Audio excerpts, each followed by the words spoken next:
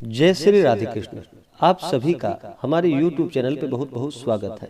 आइए जानते हैं वर्ष 2023 महाशिवरात्रि व्रत और इस दिन जो कि प्रदोष का व्रत भी है, जो कि 18 फरवरी 2023 दिन शनिवार को महाशिवरात्रि का व्रत और प्रदोष व्रत एक ही दिन है। तो जानेंगे इस दिन महाशिवरात्रि व्रत और प्रदोष व्रत के पूजन विधि के बारे में। इस दिन महाशिवरात्रि में जो कि निशिता काल के समय में रात्रि में भगवान का जो कि 4 प्रहर पूजन किया जाता है, तो पूजन के लिए क्या समय होगा, पूजन में किन किन सामग्री का प्रयोग करें और किस प्रकार से भगवान का पूजन करना चाहिए। पूजन अगर सही तरीके से नहीं किया जाता है तो उसका फल प्राप्त नहीं हो पाता है। तो जानेंगे संपूर्ण पूजा विधि के बारे में, पूजन समय के बारे में, व्रत नियम और महत्व के बारे में। आप सभी भक्तों को महाशिवरात्रि व्रत और प्रदोष व्रत की ढेर सारी शुभकामनाएं। महाशिवरात्रि का व्रत जो कि हर वर्ष फाल्गुन माह के कृष्ण पक्ष की चतुर्दशी तिथि के दिन महाशिवरात्रि का व्रत किया जाता है। शिवलिंग तयोद्भूतः कोटि सूर्य समप्रभः अर्थात ईशान संहिता के अनुसार जो कि ज्योतिर्लिंग का फाल्गुन मास के कृष्ण पक्ष की चतुर्दशी तिथि के दिन इस दिन ज्योतिर्लिंग का प्रादुर्भाव हुआ था। और इस दिन जो भी सच्ची श्रद्धा के साथ व्रत को धारण करते हैं उनके सभी प्रकार के पापों का नाश होता है, सभी प्रकार के दुख और कष्ट दूर होते हैं तथा सुख समृद्धि की प्राप्ति होती है और अंत में मोक्ष की प्राप्ति होती है। कहा गया है कि निशि भ्रमंति भूतानि शक्तयः शूलभृद्यतः अस्तस्तस्याम चतुर्दश्याम सत्याम तत्पूजनम भवेत्। अर्थात रात्रि के समय भूत प्रेत पिशाच शक्तियां और भगवान शिव जी भ्रमण करते हैं, अतः उस समय इनका पूजन करने से मनुष्य के सभी प्रकार के पापों का नाश होता है। महाशिवरात्रि का व्रत, अगर यह व्रत जो कि त्रिशश पिशा हो यानी कि त्रयोदशी चतुर्दशी और अमावस्या अगर तीनों का स्पर्श हो तो यह बड़ा ही उत्तम माना जाता है। इस व्रत को कोई भी धारण कर सकते हैं। शिवरात्रि व्रतम नाम सर्व पाप प्रणाशनम आचांडाल मनुष्यानाम भुक्ति मुक्ति प्रदायकम।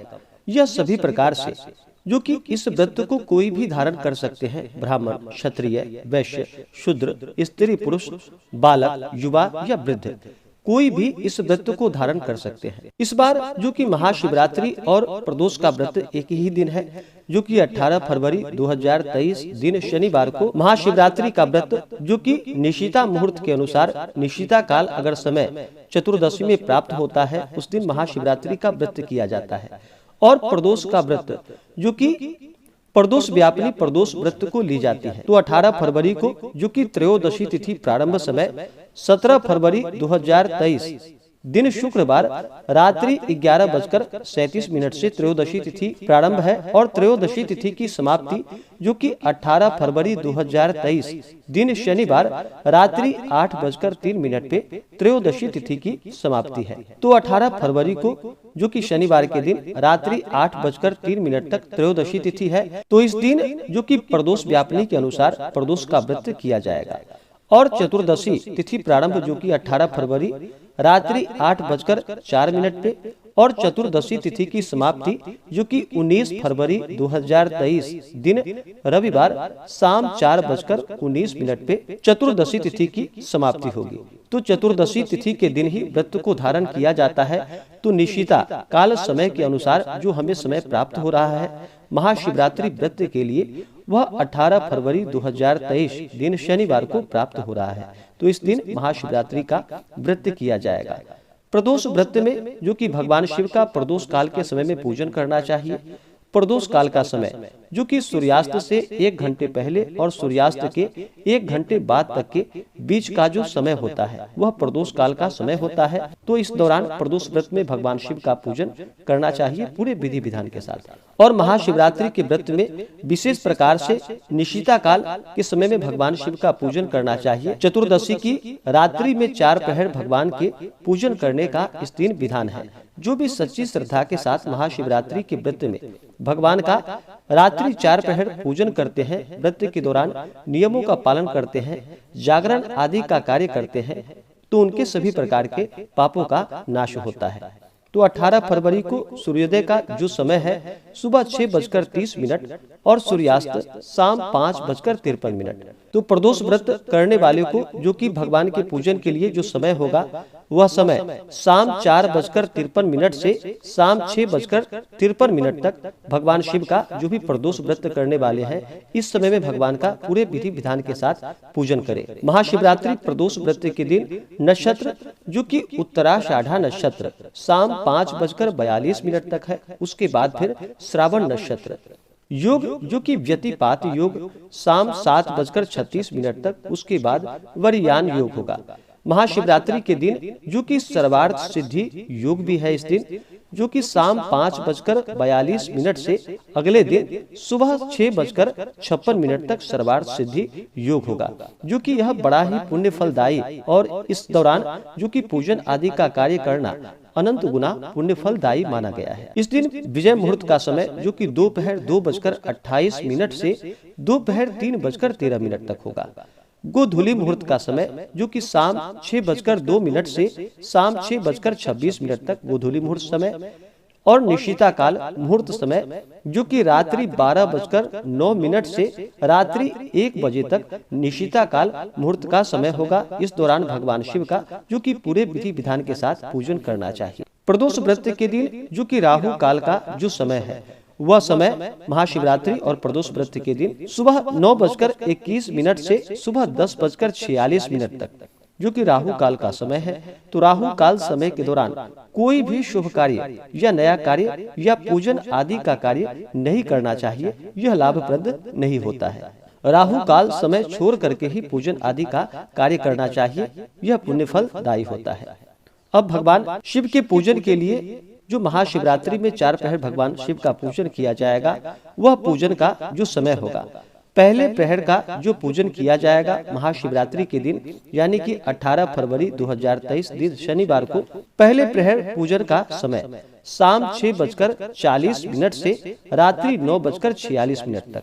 दूसरे प्रहर पूजन का समय जो कि रात्रि 9:46 से रात्रि 12:52 तक। तीसरे प्रहर पूजन का समय रात्रि 12:52 से रात्रि 3:59 तक। और चौथे प्रहर पूजन का समय जो कि रात्रि 3:59 से अगले दिन सुबह 6:30 तक चौथे प्रहर का पूजन किया जाएगा।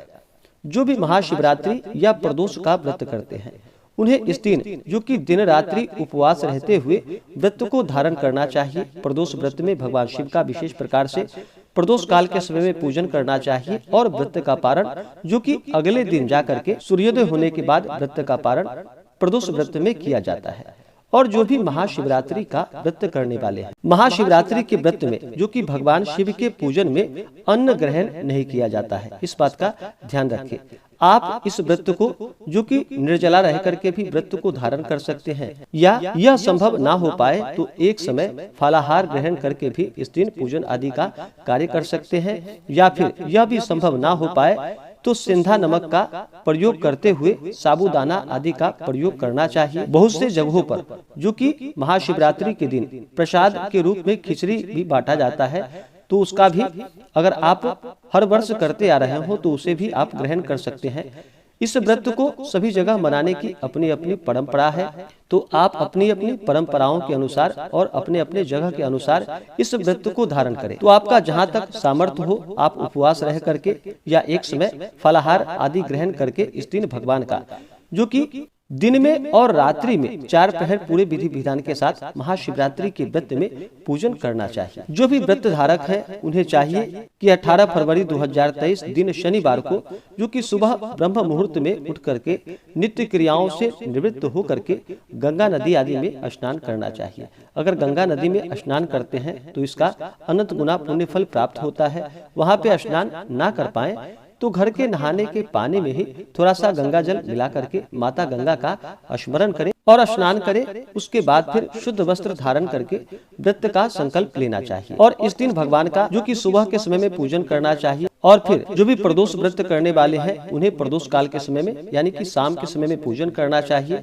और महाशिवरात्रि में जो कि 4 प्रहर पूजन करने का विधान होता है, तो 4 प्रहर भगवान का पूरे विधि विधान के साथ पूजन करना चाहिए। इस दिन पूजन के लिए जो कि पूजन सामग्री जल, दूध, दही, घी, शहद, शक्कर, पंचामृत, शुद्ध जल, वस्त्र, यज्ञोपवीत, बिल्वपत्र, अक्षत, चंदन, भस्म, पीला चंदन, मौली, धतूरा, आँख के फल, पुष्प, शमी पत्र, कमल गट्टा, काली मिर्च, काले तिल, गेहूं और जौ के बाल, चना के झार जो कि हरा चना हो, गाजर, बेर, तुलसी मंजरी, धूप दीप, नैवेद्य, पान पत्र, लौंग, इलायची, सुपारी आदि सामग्री रखकर इस दिन पूजन के लिए, जो कि भगवान शिव का अगर मंदिर में पूजन करते हैं तो इसका कई गुना पुण्य फल बढ़ जाता है। या घर पे ही अगर आप पूजन कर रहे हो तो घर पे ही इस दिन भगवान का पूरे विधि विधान के साथ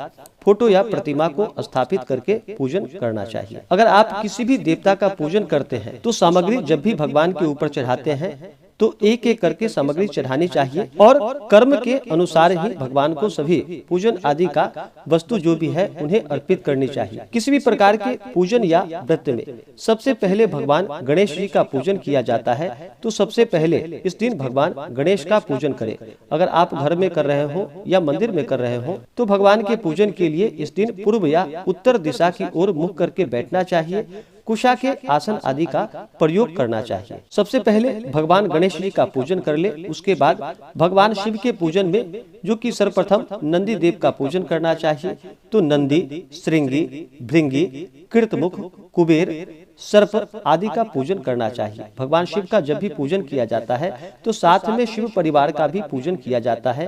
तो इन सबों का पूजन करके उसके बाद फिर भगवान शिव और माता पार्वती का पूरे विधि विधान के साथ पूजन करना चाहिए। भगवान शिव के पूजन के लिए तो सबसे पहले हाथों में पुष्प लेकर के भगवान शिव का ध्यान करें। उसके बाद फिर आवाहन के लिए भगवान को बिलपत्र अर्पित करें। बिलपत्र जो कि 3 पत्ते वाला बिलपत्र हो और बिलपत्र पे राम का नाम लिख करके या नमः शिवाय लिख करके भगवान शिव जी को बिलपत्र अर्पित करनी चाहिए आवाहन के लिए। इसके बाद फिर भगवान को आसन प्रदान करें। आसन के लिए भी भगवान शिव जी को बिलपत्र चढ़ाएं। उसके बाद पाद्य पैर धोने के लिए भगवान को जल अर्पित करें। फिर भगवान को जल का अर्घ्य प्रदान करें। अर्घ्य के जल में जो कि चंदन, पुष्प, अक्षत युक्त अर्घ्य भगवान शिव जी को अर्पित करनी चाहिए। उसके बाद फिर आचमनी के लिए जल चढ़ाएं, जो कि कर्पूर से सुवासित शीतल जल भगवान शिव जी को अर्पित करनी चाहिए। फिर स्नान के लिए भगवान शिव जी को शुद्ध गंगा जल अर्पित करें। उसके बाद फिर भगवान शिव जी का जो कि दुग्ध स्नान उन्हें करवाएं। गाय के दूध से भगवान शिव जी को स्नान कराएं। फिर गाय के दूध के दही से भगवान शिव जी को स्नान करवाएं। फिर उन्हें जो कि घृत से स्नान करवाएं, गाय के दूध के घी से स्नान करवाएं। उसके बाद मधु स्नान यानी कि शहद से भगवान को स्नान कराएं। फिर शर्करा से स्नान यानी कि शक्कर से भगवान शिव जी का अभिषेक करें। उसके बाद फिर पंचामृत से भगवान शिव जी का अभिषेक करें। उसके बाद फिर जो कि गंधोदक स्नान भगवान शिव जी को करवाएं, जो कि केसर को चंदन से घिसकर पीला द्रव्य बना ले और इससे भगवान शिव जी को गंधोदक स्नान करवानी चाहिए। उसके बाद फिर शुद्ध गंगा जल से भगवान शिव जी का अभिषेक करें, उन्हें स्नान करवाएं। उसके बाद आचमनी के लिए जल चढ़ाएं। अगर आप महाअभिषेक करते हो तो महाअभिषेक जो कि जलाभिषेक भी कर सकते हैं। गन्ने के रस से भी भगवान शिव जी का अभिषेक कर सकते हैं। उसके बाद फिर आचमनी के लिए एक बार और जल चढ़ाएं। उसके बाद फिर भगवान शिव जी को वस्त्र अर्पित करनी चाहिए। भगवान शिव जी को जो कि सफेद वस्त्र अर्पित करनी चाहिए और माता पार्वती को लाल वस्त्र अर्पित करनी चाहिए। वस्त्र चढ़ाने के बाद भगवान शिव जी को यज्ञोपवीत अर्पित करें। उसके बाद फिर उपवस्त्र के लिए भी एक कपड़ा भगवान शिव जी को अर्पित करें। उसके बाद फिर जल से आचमनी करवाएं। उसके बाद फिर भगवान को जो कि अक्षत अर्पित करे, अक्षत को थोड़ा सा गीला कर ले।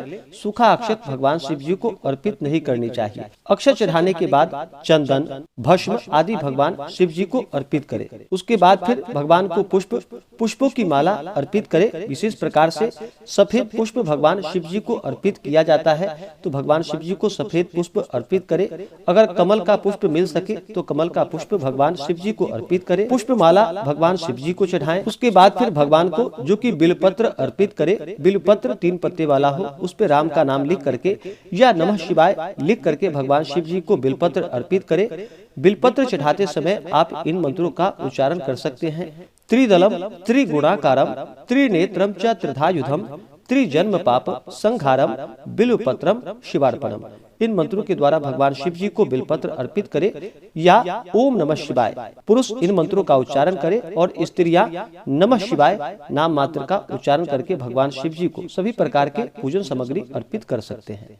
बिलपत्र चढ़ाने के बाद जो कि भगवान को भांग, धतूरा, आँख के फल अर्पित करे, आँख के फूल अर्पित करे, शमी पत्र चढ़ाएं, उन्हें कमल गट्टा अर्पित करे, काली मिर्च जो कि कम से कम 1 काली मिर्च भगवान शिव जी को अर्पित करे, काले तिल कम से कम 7 दाने भगवान शिव जी को अर्पित करे। उसके बाद गेहूं और जौ के बाल मिल सके तो ये भी भगवान शिव जी को अर्पित करे, और हरा चना जो कि डाल सहित हो पौधा तो उसे भी भगवान शिव जी को अर्पित करनी चाहिए। गेहूं जौ की बालियां जो कि हर जगह नहीं चढ़ाया जाता तो आप अपने जगह के अनुसार इसे देख ले, उसके बाद भगवान शिव जी को अर्पित करें। उसके बाद फिर गाजर, बेर भगवान शिव जी को अर्पित करें। उसके बाद फिर तुलसी मंजरी भगवान शिव जी को अर्पित करें। भगवान शिव जी को जो कि तुलसी दल नहीं चढ़ाया जाता है, तुलसी दल के जगह भगवान शिव जी को तुलसी मंजरी अर्पित करनी चाहिए। उसके बाद फिर धूप और दीप दिखाएं। उसके बाद नैवेद्य जो कि जितने भी प्रकार के ऋतु फल आदि हो भगवान शिव जी को अर्पित करनी चाहिए। केला, सेब, संतरा जो भी बन सके आपसे, या दूध से बना हुआ मिष्ठान हो वो सब भगवान शिव जी को अर्पित करे, या आप प्रसाद में जो भी भोग लगाते हो भगवान शिव जी को प्रेम पूर्वक और श्रद्धा के साथ में नैवेद्य अर्पित करें। नैवेद्य के बाद जल से आचमनी करवाएं। उसके बाद फिर द्रव्य और दक्षिणा चढ़ाएं। मुख शुद्धि के लिए फिर पान पत्र, सुपारी, लौंग, इलायची के साथ में अर्पित करें। इसके बाद फिर शिव चालीसा या शिव स्तोत्र आदि का पाठ करें या श्रवण करें। इसके बाद कथा आदि का श्रवण करें और फिर भगवान की आरती करें। उसके बाद निराजन करें, पुष्पांजलि करें। इस प्रकार से भगवान शिव जी का जो कि 4 पहर पूरे विधि विधान के साथ पूजन करना चाहिए। रात्रि जागरण आदि का कार्य करना चाहिए। पूजन के दौरान श्री उमा महेश्वराभ्याम नमः या श्री शिवाय नमस्तुभ्यम आदि मंत्रों का जप करना चाहिए, और अगले दिन जाकर के फिर हवन आदि का कार्य करके ब्राह्मणों को भोजन करा करके व्रत का पारण करना चाहिए। महाशिवरात्रि व्रत का पारण जो कि गाय के दूध से इस व्रत का पारण करना चाहिए। बहुत से जगहों पर जो कि बेर से भी व्रत का पारण किया जाता है तो आप उससे भी अपने जगह के अनुसार व्रत का पारण करें। और अगर स्वयंभू शिवलिंग हो या बाणेश्वर शिवलिंग हो तो इनके चरणोदक से व्रत का पारण करना चाहिए। मिट्टी की या बालुका में प्रतिमा को स्थापित करके अगर भगवान का पूजन करते हैं तो उसके ऊपर चढ़ाया हुआ प्रसाद ग्रहण बिल्कुल भी नहीं करनी चाहिए। बाणेश्वर शिवलिंग हो तो उनके ऊपर चढ़ाया हुआ प्रसाद अगर हो तो उसे आप ग्रहण कर सकते हैं। इस प्रकार से जो भी सच्ची श्रद्धा के साथ व्रत को धारण करते हुए भगवान का पूजन करते हैं उनके सभी प्रकार के पापों का नाश होता है। व्रत के दौरान जो कि नियमों का पालन करना चाहिए। जो भी व्रत धारक हो, जो व्रत करने वाले हो, उन्हें शुद्ध और सात्विकता का पालन करना चाहिए। तामसिक वस्तुओं का प्रयोग बिल्कुल भी नहीं करनी चाहिए, जैसे कि मांस, मदिरा, लहसुन, प्याज आदि का प्रयोग बिल्कुल भी नहीं करना चाहिए। ब्रह्मचर्य का पालन करते हुए दिन रात्रि रहनी चाहिए। जहाँ तक हो सके कम बोलनी चाहिए। भजन कीर्तन करते हुए ही समय को व्यतीत करनी चाहिए। अपने से बड़ों का आदर और सम्मान करना चाहिए। इस दिन बिल्कुल भी किसी का अपमान ना करे। अगर कोई याचक आता है तो अपने सामर्थ्य के अनुसार अवश्य ही याचक ब्राह्मण आदि को दान आदि का कार्य करना चाहिए। उन्हें दान देनी चाहिए। अन्न वस्त्र जो भी आपसे बन सके वह उन्हें अवश्य ही अर्पित करे और पूर्ण श्रद्धा भक्ति भाव के साथ व्रत को धारण करना चाहिए। व्रत के लिए अगर मन में अश्रद्धा हो, अविश्वास हो तो उस व्रत को धारण नहीं करनी चाहिए। वह व्रत निष्फल ही माना जाता है। तो पूर्ण श्रद्धा भक्ति भाव के साथ भगवान का इस दिन पूरे विधि विधान के साथ पूजन करना चाहिए। कथा श्रवण करनी चाहिए। स्तोत्र आदि का पाठ करना चाहिए। इससे व्यक्ति के सभी प्रकार के पापों का नाश होता है तथा सभी प्रकार के सांसारिक सुखों की प्राप्ति होती है और अंत में मोक्ष की प्राप्ति होती है। तो आशा करता हूँ कि यह जानकारी आपको अच्छा लगा हो। ऐसे ही ज्ञानवर्धक जानकारियाँ प्राप्त करने के लिए हमारे इस चैनल पे अगर आप नए हैं तो चैनल को लाल बटन दबा करके सब्सक्राइब करें, साथ में बेल आइकन घंटी को दबाएं ताकि मेरे वीडियो का नोटिफिकेशन आपको समय से मिलता रहे। वीडियो को लाइक करें, शेयर करें। सुखी रहे और स्वस्थ रहे। जय श्री राधे कृष्ण। धन्यवाद।